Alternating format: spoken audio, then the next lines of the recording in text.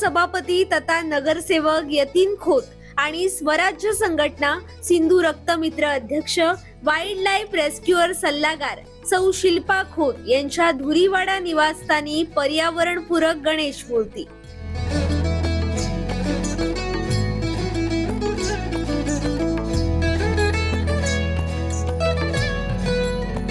आम्ही पर्यावरण प्रेमी धर्तीवर पर्यावरणपूरक सजावट। मूर्तिकार हेमंत रामाडे, सजावट खोत कुटुंबीय।